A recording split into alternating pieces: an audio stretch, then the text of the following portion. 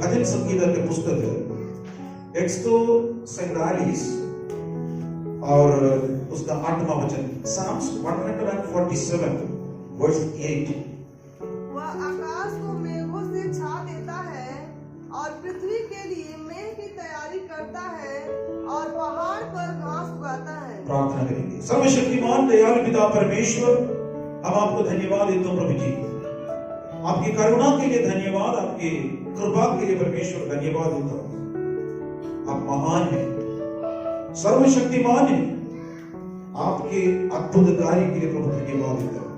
इस वचन के द्वारा आप हमसे बात कीजिए, मुझे तेरे क्रूस के पीछे छिपा कर रख दीजिए परमेश्वर। तेरे बच्चों को आज जो मिलने वाला स्वर्गीय मन्ना से हमें तृप्त कर दीजिए।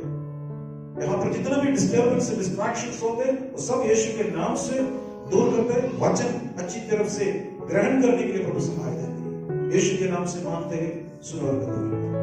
आमीन आमीन आमीन। प्रभु की नाम की महिमा हो। परमेश्वर का वचन इस प्रकार लिखा, वो आकाश को मेघ से छा देता है और पृथ्वी के लिए मेघ की तैयारी करता है और पहाड़ पर घास उगाता है। ये भजन संगीत किसने लिखा है उनको मालूम नहीं, इसमें नहीं लिखा है। किस अवसर पर लिखा है वो भी इसमें नहीं लिखा है।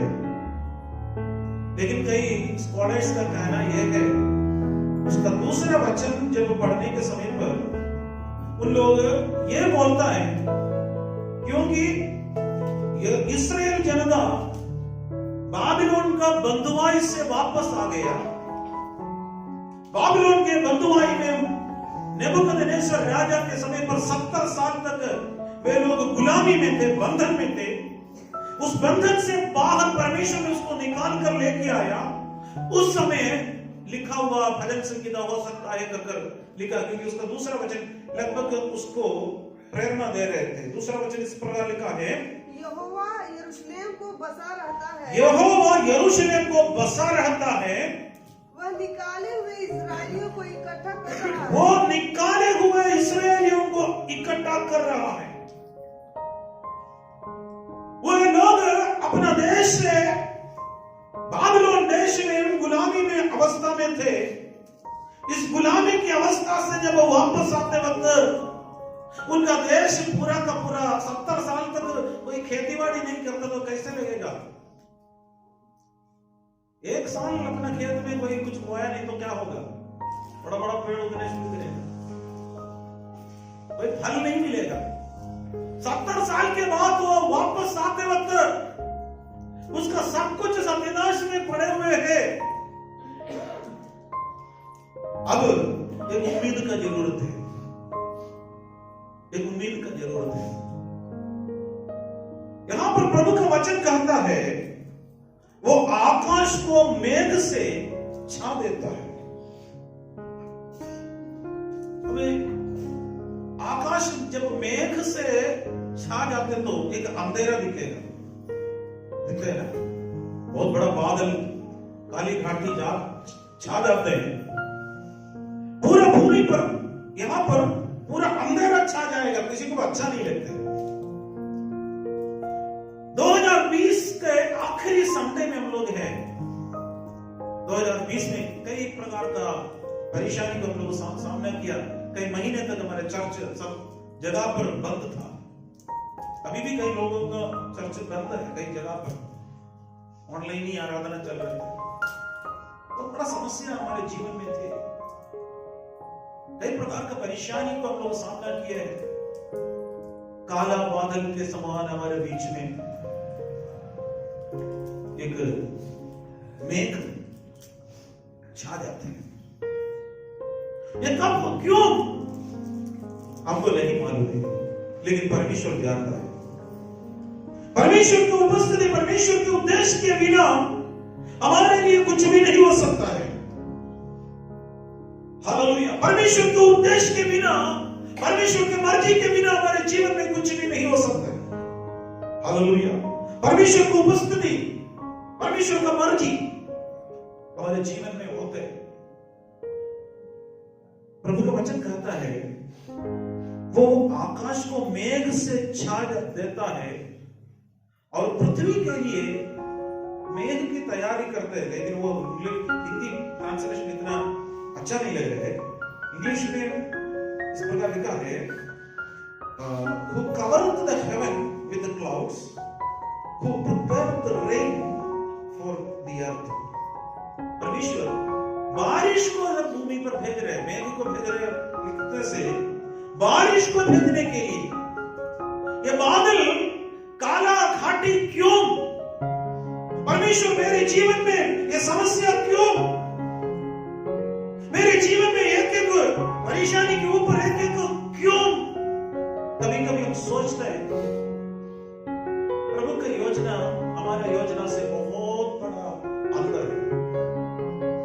परमेश्वर यहां पर काला बादल जहां पर छा जाते हैं उस समय किसी को भी अच्छा नहीं लगता है, लेकिन परमेश्वर के उद्देश्य है भूमि पर एक बारिश देने के लिए ये बादल का जरूरत होते हैं। Hallelujah, hallelujah. हमारे जीवन में कभी कभी बादल समान आ जाते हैं, परेशानी एक एक कर हमारे जीवन में आ जाते हैं। प्रभु हमारे लिए ऊपर से एक बारिश नीचे उतरने के लिए ये छाया लेकर कर हम ये विश्वास करते हैं। जब परमेश्वर का जब बारिश ऊपर से जब हमारे ऊपर गिरेगा, ड्राई लैंड या सूखे हुए भूमि उपज मिलना शुरू करेगा। हालेलुया। जब तक स्वर्ग से ऊपर से बारिश नहीं आएगा सूखापन हो जाते हैं। एलिया के समय पर 3.5 साल तक ऊपर से बारिश बंद हो गया, पूरा देश अकाल से खत्म हो गया, सारे जीव जंतु खत्म हो गया, सारे प्लांट्स जितना जो पेड़ पौधे हैं सूख गया। फिर एलिया ने बोला बारिश आएगा। एक पंचे के समान आसमान में एक बादल देख लिया, बस इतना काफी है। हमारे लिए बहुत बड़ी चीजों को जरूरत नहीं है, एक छोटी चीज को परमेश्वर क्या करेगा, बड़ा करने वाला परमेश्वर हमारा प्रभु है। हालेलुया। हो सकता है आपके पास छोटा चीज ही होगा, प्रभु बोला बस इतना काफी है, बस आप ईमानदार बनना है, अब यीशु में बनी रहना है, प्रभु के आगमन के लिए बनी रहना है। परमेश्वर बादल वहां पर भूमि पर आसमान पर आकाश पर परमेश्वर के बादल छाए जाते हैं। उस समय हमको अच्छा नहीं लगता है, वो देखने में अजीब सा लग रहा है, लेकिन परमेश्वर को मालूम है ये बादल की वजह से हमको भूमि पर बारिश आएगा। परमेश्वर का बुद्धि अद्भुत है, क्योंकि प्रभु का वचन कहता है, उसका 5वां वचन लिखा है,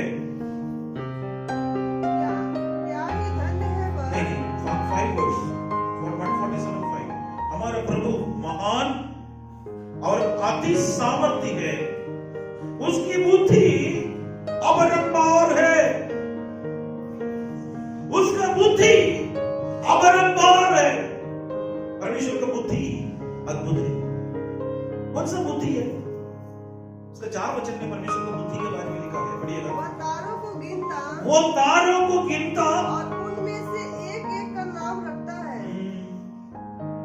परमेश्वर का बुद्धि अद्भुत है करके लिखने का कारण इधर लिखा, वो तारों को क्या कर रहा है, गिन रहा है, एक एक को नाम रखा। मनुष्य ने कुछ तारों को नाम रखा, कुछ ओरियन नाम रखा है, सप्तर्षि और वो रखा है, कुछ कुछ नाम हम लोग का मालूम है, बाकी तारों का नाम मालूम नहीं।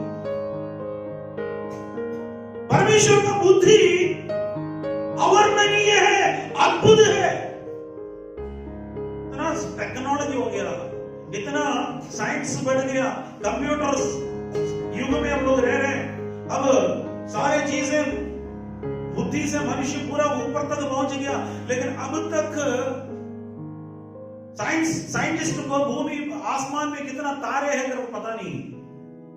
किसी ने बोला है, बहुत साल पहले बोला, 40 सेक्सट्रिलियन ग्रुप थे बोला, यानी 40 के बाद अब 40 जीरो डाल दीजिएगा, आप लोग बोलिए कितना है। उसका एक ग्रुप है, एक ग्रुप के अंदर कई करोड़ों तारे हैं। हम लोग मिल्की वे करके एक छोटे ग्रुप में हम लोग जो ये देख रहे थे, उसके अलावा कई तारे हैं ग्रुप में। कोई भी बुद्धि काम नहीं कर रहे, लेकिन परमेश्वर का बुद्धि वहां पर काम करेगा। Hallelujah, hallelujah, hallelujah. तारे को गिनने वाला परमेश्वर, तारे को एक एक का नाम रखने वाला परमेश्वर, हमारा भी आपका भी नाम लेकर बुलाकर परमेश्वर हमारे लिए अद्भुतकारी करने वाला परमेश्वर है। हमारे लिए बारिश परमेश्वर उठाएगा। हालेलुया। 2020 हम लोग गया रास्ता भूल नहीं सकता है।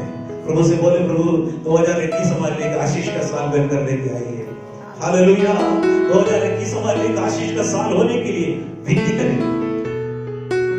हालेलुया। प्रभु के वचन में उसका तीसरा वचन में लिखा है, वो खेदित मन वालों को चंगा करता है। खेदित मन वालों को परमेश्वर क्या करता है? चंगा करता है। हम लोग खेदित बन जाते हैं कभी। इंसान है, हम लोग स्वर्गदूत नहीं है, हम लोग परमेश्वर नहीं। खेदित बन जाते हैं। प्रभु का वचन कहते हैं वो खेदित मन वालों को चंगा करता है और उनके शोक पर मरहम पट्टी बांध लेता है। हमारे शोक पर परमेश्वर कहते हैं मरहम पट्टी बांध लेते हैं। आज हम कई चीजों से छोटे से भरे हुए होगा, तो हमारे लिए मरहम पट्टी बांधता है, क्योंकि वो उनका बुद्धि अद्भुत है, उनका बुद्धि अपरंपार है, उसका बुद्धि अवर्णनीय है। इसलिए परमेश्वर का वचन बोल रहे हमारे प्रभु, मेरे जीवन में क्यों मैं काले बादल जैसे ऊपर दिख रहा है कर हम पूछेगा। प्रभु को मालूम है बारिश की अनुग्रह हमको देने के लिए, लेकिन हम नहीं जानता है। शावर्स ऑफ ब्लेसिंग के लिए ये बादल आना जरूरी है, लेकिन हम ये बादल को पसंद नहीं करते हैं, और शावर्स ऑफ ब्लेसिंग हम लोग पसंद करते हैं।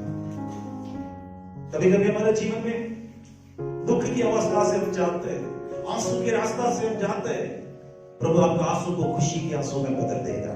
Hallelujah, hallelujah, hallelujah. एक काम करना है, ईमानदारी से परमेश्वर के पास वापस लौटना। रोमियो के पत्री 8 अध्याय उसका 28वां वचन में लिखा है, रोमन्स 8 वर्स 28। हम जानते हैं कि जो लोग परमेश्वर से प्रेम रखते हैं, जो लोग परमेश्वर से प्रेम रखते हैं, उनके लिए सब बातें मिलकर भलाई ही को उत्पन्न करते हैं। परमेश्वर से प्रेम रखने वालों से सब बातें परमेश्वर भलाई को उत्पन्न करेगा। हमारे जीवन में जो चीजें बुराई जैसे दिखता है, लेकिन यीशु उसको भलाई में बदलेगा। कितना लोग विश्वास करते हैं?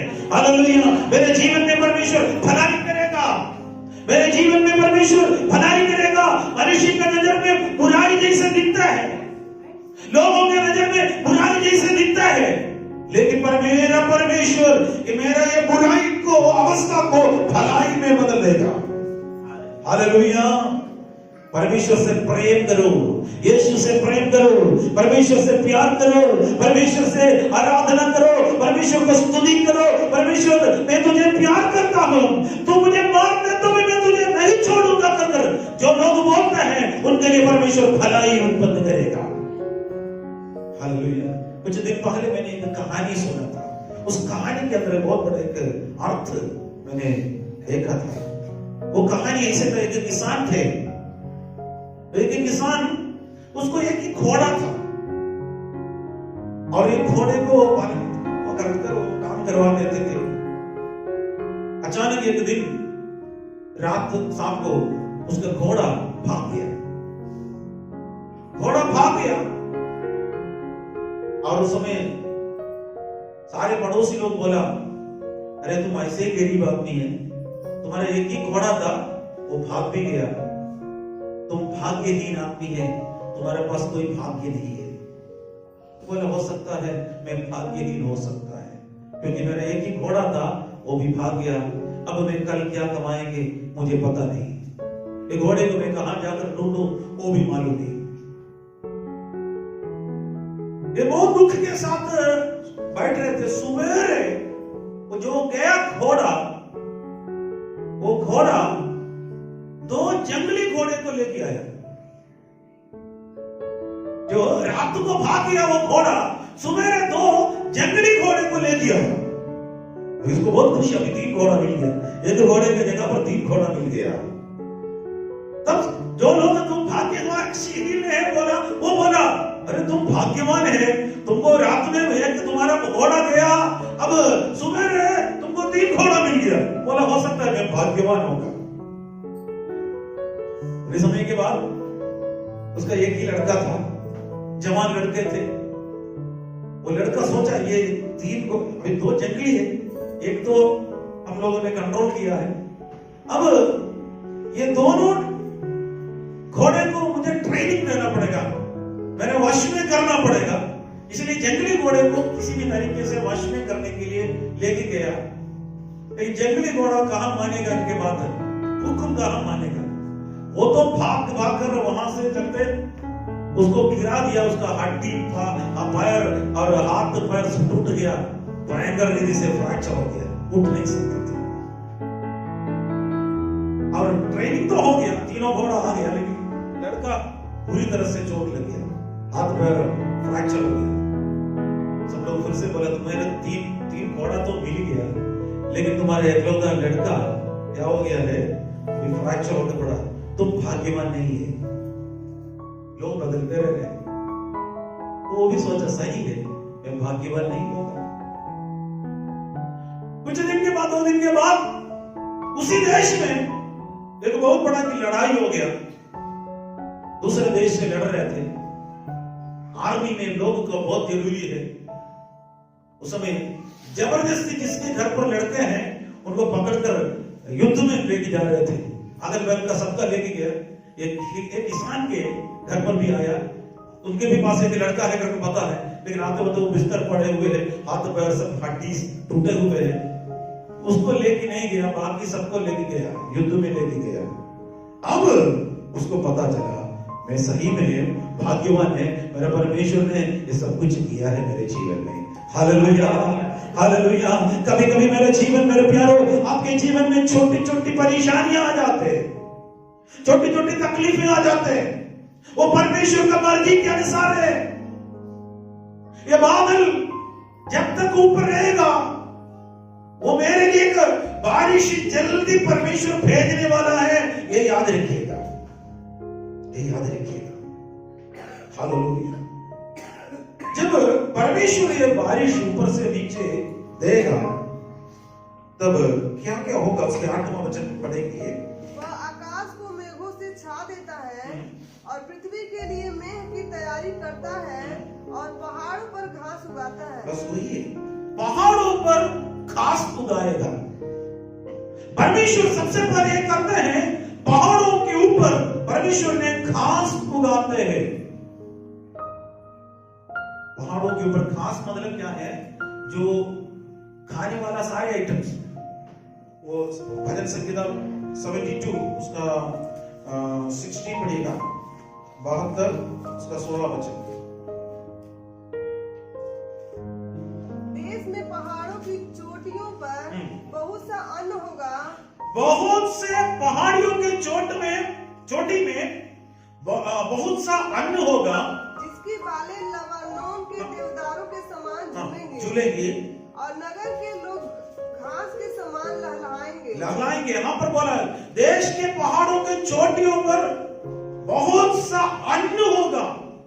खास मतलब क्या है, चावल एक खास आइटम्स में, जो गेहूं वो भी एक ग्रास आइटम्स में है। प्रभु का वचन कहता है ये अन्न उगने के लिए, परमेश्वर में हर जरूरत पूरा करने के लिए ये बारिश का जरूरत है।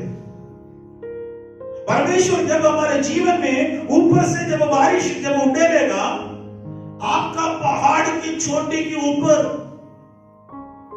घास उगेगा, यानी वहां पर अन्न उपजेगा, अन्न आएगा। और प्रभु का वचन इधर कह रहे थे, और उसका जिस अन्न होगा जिसकी बालें लेबनान का देवदार के समान होगा। लेबनान का देवदार यानी देवदार सीडार एक बहुत बड़ा अच्छे पेड़ है, उसी प्रकार बलवंत होगा, यानी घास से गिरने वाला नहीं है, हवा से गिरने वाला नहीं है, लहराते रहेंगे, यानी यो ऊपर का जो परमेश्वर देने वाला अनुग्रह का बारिश हमारे ऊपर गिरने के लिए प्रार्थना करना, हमारे परिवार के ऊपर गिरने के लिए प्रार्थना करना, हमारे जीवन में परमेश्वर गिरने के लिए प्रार्थना करना। जब वो गिरेगा, हमारे अंदर परमेश्वर एक कार्य करेगा, उसमें से लेबनोन का देवदार के समान लहराने शुरू करेगा और झूमेगी। हालेलुया। परमेश्वर में अनुग्रह देते, परमेश्वर में बल देते। और 147 में हम लोग आएंगे, उसका 14 वचन पढ़िएगा। वह तेरी सीमा में शांति देता है, तेरी सीमा में शांति देता है, वह तुझको उत्तम से उत्तम गेहूं से तृप्त करता है, उत्तम से उत्तम गेहूं से तृप्त कर देता है। उत्तम से उत्तम गेहूं आने के लिए क्या चाहिए? बारिश का जरूरी। बारिश आने के लिए एक बादल ऊपर आना जरूरी। बादल छाए जाता है, देखने में अच्छा नहीं। प्रभु मेरे जीवन में ये बादल जैसे एक समस्या ऊपर छाए हुए, परमेश्वर क्या करेगा? उसको बारिश में बदलने वाला परमेश्वर है। अनुग्रह का बारिश में बदलने वाला परमेश्वर है। सामर्थ्य का बारिश में बदलने वाला परमेश्वर है। परमेश्वर ने एक बार अय्यूब से पूछा, अय्यूब से परमेश्वर एक बार पूछा। अय्यूब 38 अध्याय और उसका 26 और 27 का वचन पढ़िएगा। 38 अध्याय से लेकर 42 अध्याय तक परमेश्वर ने बात किया। Job chapter 38 verse 26 and 27। निर्जन देश में और जंगल में जहाँ कोई मनुष्य नहीं रहता, मेघ बरसाकर, देखिए, निर्जन देश में और जंगल में जहाँ कोई मनुष्य नहीं रहता, वहां पर मेघ बरसाता है। उजाड़ ही उजाड़ देश को सींचे और हरी घास उगाए। हरी घास उगाए। कौन उगाएगा? तब तो पूछ रहे थे। तुम बोल सकते हो, कौन उगाएगा? अर्थ कौन है? परमेश्वर की बुद्धि अद्भुत है। मेरे जीवन में, आपके जीवन में परमेश्वर अपना बुद्धि अद्भुत कार्य कर रहे हैं। भजन संहिता 104 में और उसका 13 वचन में, Psalms 104 verse 13 इस प्रकार लिखा है, तू अपनी अटारियों में से पहाड़ों को सींचता है, तू अपने अटारियों से पहाड़ को सींचता है, तेरे कामों के फल से पृथ्वी तृप्त रहती है। तेरे कामों के फल से पृथ्वी तृप्त रहती है। अटारे से परमेश्वर का खजाना वहां पर होता है। कहा तू अपनी अटारों से पहाड़ों को सींचता है। परमेश्वर में सींचता है, परमेश्वर में सींचता है। और क्या करता है? सींचने के बाद एक काम इधर लिखा है, और तेरे काम का फल से पृथ्वी क्या हो जाती है? तृप्त रहती है। आज आप तृप्त होने के लिए प्रभु सहायता करें। प्रार्थना करें, परमेश्वर मुझे तृप्त करे। सबसे पहले परमेश्वर का बारिश हमारे ऊपर आएगा। हालेलुया। घास उगने शुरू करेगा, अन्न उगने शुरू करेगा। और दूसरी एक बात है, ये बारिश के परमेश्वर के ऊपर देगा, उस समय एक और बात होता है। भजन संहिता 147 में और उसका 9वां वचन पढ़ेंगे। वह पशुओं को और कौवे के बच्चों को जो पुकारते हैं आहार देता है। जल्दी कहा है, वो पशुओं को और कौवे के बच्चों को जो पुकारता है आहार देता है। कौवे के बच्चे को भोजन दे रहे, परमेश्वर दे रहे। वो पुकारता है। कोई भी कौवे को पालने के लिए नहीं चाहता, वो तोते को पालने के लिए चाहते हैं, लव बर्ड्स को पालने के लिए चाहते हैं, लेकिन कौवे को कोई नहीं पालते। यहां पर कौवे के बच्चे चिल्ला रहे, परमेश्वर भोजन देना। परमेश्वर यहाँ पर उसको भोजन देते। इधर प्रभु का वचन कहते हैं, वो कौवे के बच्चे को, देखा, वो पशुओं को और कौवे के बच्चों को जो पुकारता है आहार देता है। वो पुकार रहे हैं, परमेश्वर हमारे लिए, परमेश्वर एक अनुग्रह का भोजन परमेश्वर आप दे दीजिए। परमेश्वर उसको भोजन देते हैं। कौवे का बच्चा कमजोर है, कौवे के बच्चा कमजोर है, ताकत नहीं, उसको चिल्लाना ही आते। दूसरी बार में लिखा है भजन संहिता 104 में उसका 21वां वचन, Psalms 104 verse 21। जवान सिंह आहार के लिए गरजता है, ईश्वर से अपना आहार मांगते हैं। तो बोला जवान सिंह आहार के लिए गरजता है और ईश्वर से अपने आहार मांगते हैं। सिंह क्या है? बलवंत है, ताकतवर है, वो भी परमेश्वर से मांगना जरूरी है। कमजोर व्यक्ति भी परमेश्वर से मांगेंगे और ताकतवर व्यक्ति भी परमेश्वर से मांगेंगे। हालेलुया। आप क्या मांग रहे हैं? हाँ प्रभु मुझे तुम शक्ति दे, हाँ प्रभु तुम मुझे बल दे, मुझे आहार दे, तुम मुझे फल दे, तुम मुझे भोजन दे। परमेश्वर में भोजन वस्तुओं से तृप्त करने वाला परमेश्वर है। इसलिए अय्यूब का पुस्तक में हम लोग जो पढ़े थे 38 अध्याय और उसके 41वां वचन में इस प्रकार लिखा है, जोब 38 वर्स 41। फिर जब कौवे के बच्चे परमेश्वर की दुहाई देते हुए आहार उड़ते फिरते हैं, तब उनको आहार कौन देता है? उनको कौन आहार देता है? प्रभु या परमेश्वर अय्यूब से पूछ रहे, फिर जब कौवे के बच्चे परमेश्वर की दुहाई देते हुए निराहार उड़ते फिरते हैं, तब उसको आहार कौन देता है? उसको कौन भोजन देता है? परमेश्वर हमारे लिए भोजन देता है।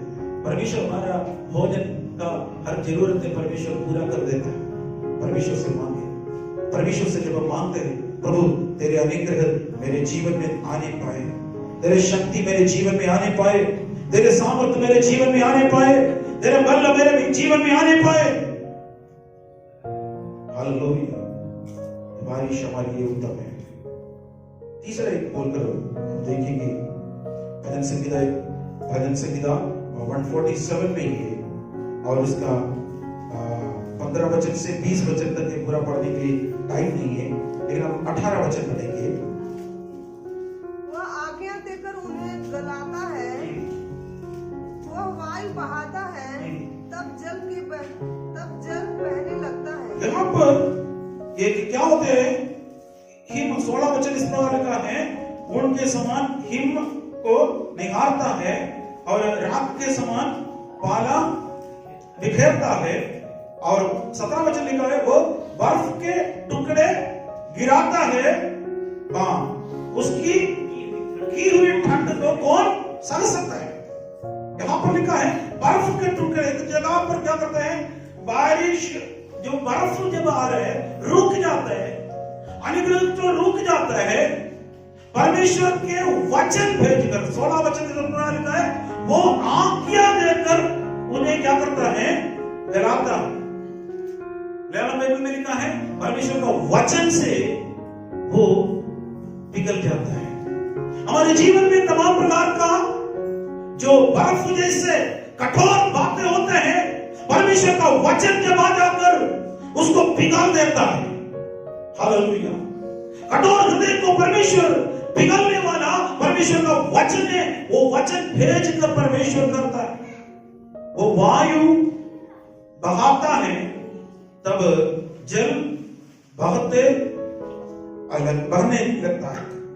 परमेश्वर का वायु, उसको कहते हैं पवित्र आत्मा का अभिषेक का जब हवा हमारे अंदर जब बहना शुरू करेगा, पत्थर जैसे जो बर्फ जो जम कर रखे थे, वो परमेश्वर का वचन उसको पिघल देता है और उसके बाद बहाकर चलने शुरू कर देते हैं।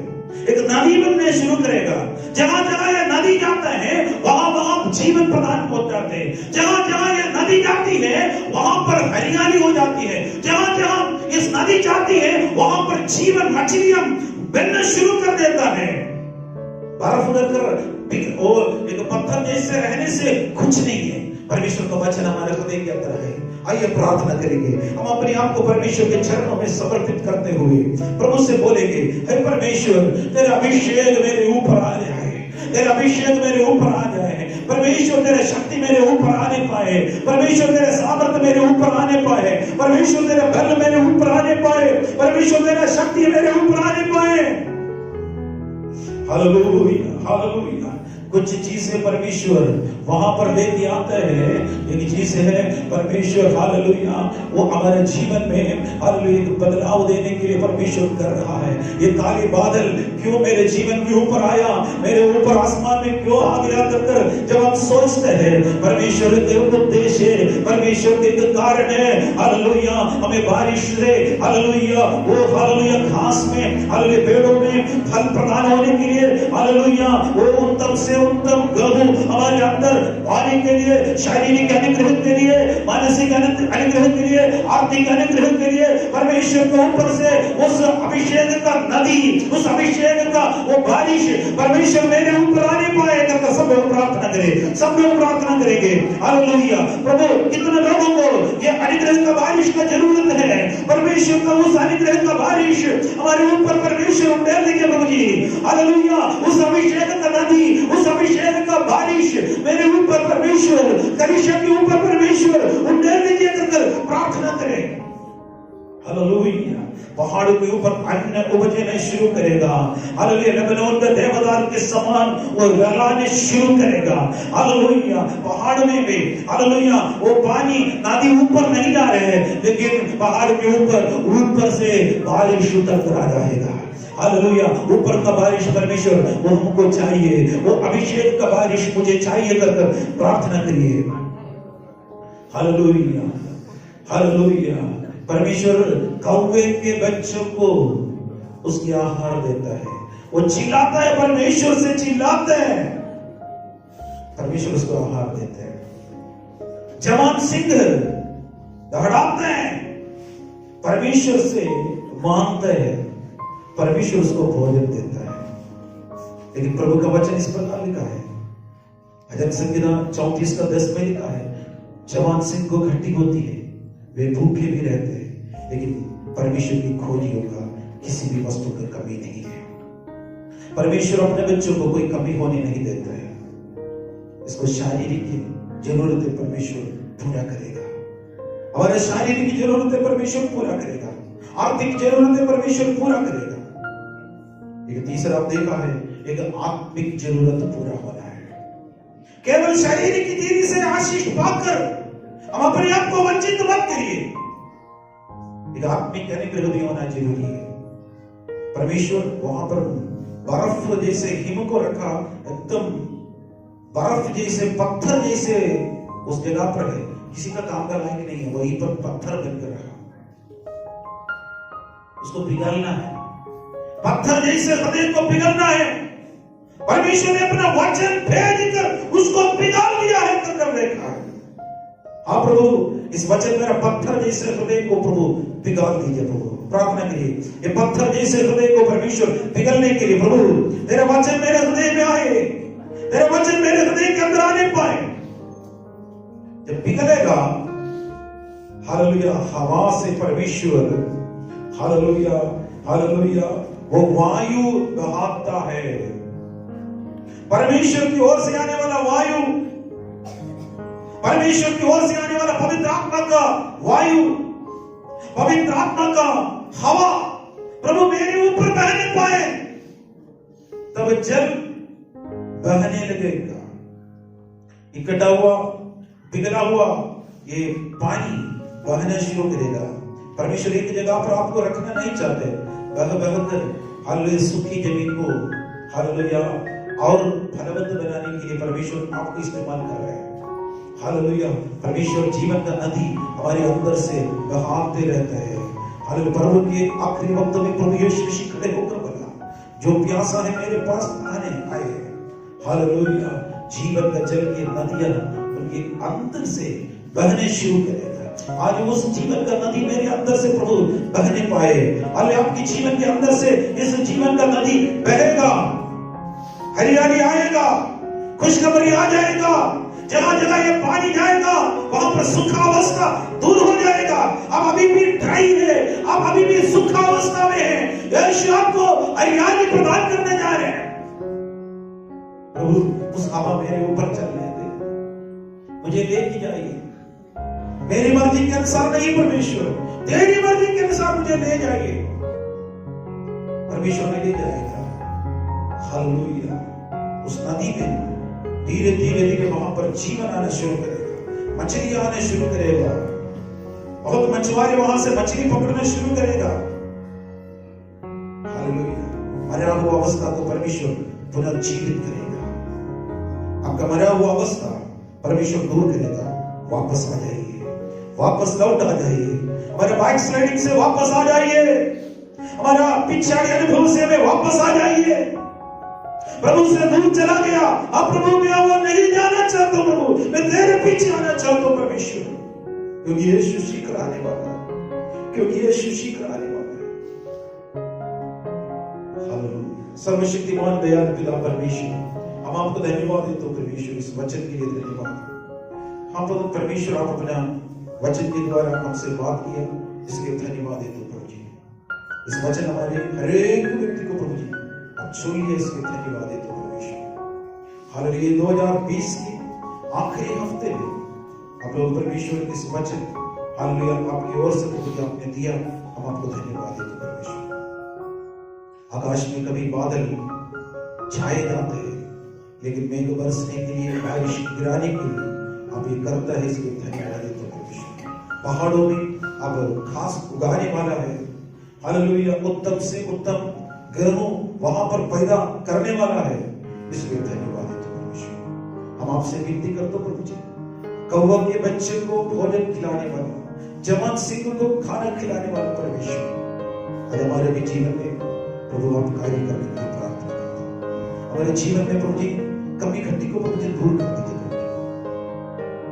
परमेश्वर ने दिया गया अनुग्रह कई जगहों पर बर्फ जैसे एक ही जगह पर एकत्रित थे, किसी भी कभी अनुग्रह का कार्य नहीं कर सकते थे। प्रभु तेरा वचन इस बर्फ वाला यानी पत्थर वाला हृदय के अंदर आने पाए, उसको पिघला दीजिए प्रभु जी। पिघला हुआ पानी को प्रभु जी अपने हवा लेके आपकी मर्जी के अनुसार जहां आप लेके जाना चाहते वहां पर मैं लेके जाकर वहां पर हरियाली प्रदान करने के लिए प्रार्थना करता हूँ, अनुग्रह प्रदान करने के लिए प्रार्थना करता हूँ। कई सूखे हुए लोगों को सांत्वना देने के लिए प्रभु जी अब हर एक लोगों को इस्तेमाल कर दीजिए परमेश्वर। आए वो हर एक लोगों को प्रभु जी आपके हाथ में सौंप देते हैं, आशीष और अनुग्रह से भर देते हैं। हर एक लोगों के ऊपर ये अनुग्रह का बारिश हमारे सिर पर उड़ने के लिए प्रार्थना करता हूँ, हमारे परिवारों पर उड़ने के लिए प्रार्थना करता हूँ, हमारे कलीसिया में उड़ने के लिए प्रार्थना करता हूँ, हमारे देश में उड़ने के लिए प्रार्थना करता हूँ परमेश्वर। पवित्र आत्मा का नदी हमें लेके जाएगी परमेश्वर, उस अभिषेक का नदी में हम डूब डूब कर मगन होने के लिए परमेश्वर सहायता करें। कृपा मदद की इसलिए धन्यवाद, सारे आदर महिमा प्रशंसा आपको दे देते हैं, यीशु के नाम से मांगते हैं, यीशु आमीन। हे मेरे मन यहोवा को धन्य, जो कुछ चुने हैं उसके पवित्र नाम को धन्यवाद। हे मेरे मन यहोवा को धन्य, उसका किसी भी प्रकार का प्रभु यीशु मसीह के अनुग्रह, खुदा का प्रेम और पवित्र आत्मा का बेटा संगति हमेशा हमारे साथ प्रभु यीशु मसीह के दोबारा आने तक निरंतर होता है। आमीन, आमीन, आमीन।